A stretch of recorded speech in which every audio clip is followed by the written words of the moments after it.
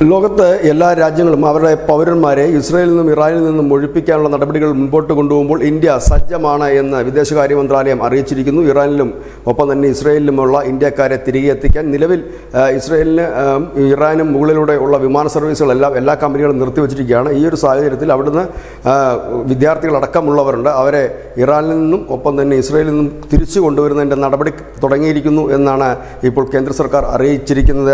അതായത് വലിയ രീതിയിൽ തന്നെ മുൻപോട്ട് പോകുമെന്ന് ഈ രാജ്യങ്ങളെല്ലാം കരുതുന്നു. അതിൻ്റെ കൂടെ ഭാഗമായിട്ടാണ് അവിടുന്ന് വിദ്യാർത്ഥികൾ ഉൾപ്പെടെയുള്ളവരെ നമ്മുടെ നാട്ടിലെത്തിക്കാനുള്ള ശ്രമങ്ങൾ ആരംഭിച്ചിരിക്കുന്നത്. News India.